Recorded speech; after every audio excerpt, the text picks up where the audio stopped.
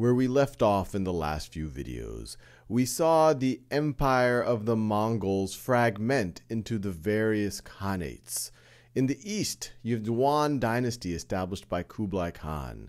And then in the west, you have the Golden Horde, the Chagatai Khanate, and then the Ilkhanate in much of the Middle East and Persia. Now, as we go a little bit further into the 14th century, and in particular the 1330s, you might remember when we studied Europe that the bubonic plague hits. And it doesn't just hit Europe, it hits Asia. And one of the causes often given for the rapid spread is that you had relative stability formed by these khanates so that trade was able to happen.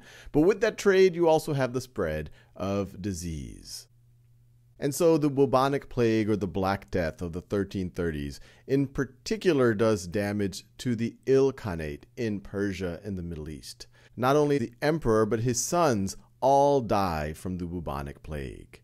And so you see here on this timeline, the Ilkhanate goes into a rapid decline because of the Black Death.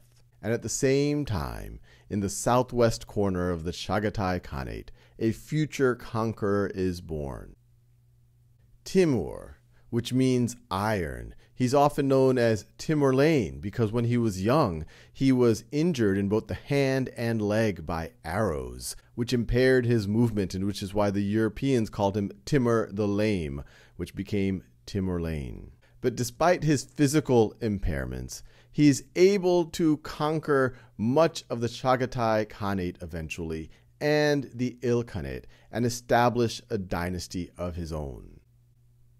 The empire gets established in 1370 when he gets effective power over much of the western Chagatai Khanate. He comes from a Turco-Mongol tradition.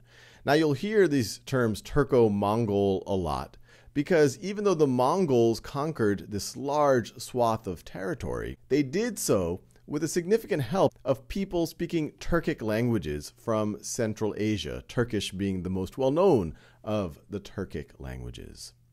And so many of the conquerors, especially the Muslim conquerors of Central Asia and Persia of this period, are of a Turco-Mongol ethnicity. Even though there's no evidence of him being a direct descendant of Genghis Khan or Genghis Khan, he views himself as the successor. He wants to recreate the great Mongol Empire. By the time of Timur's death, the Timurid Empire encompasses much of Persia, Central Asia, the Caucasus, and the Middle East. Now, once Timur dies in 1405, you can see from this timeline that the empire does not last long.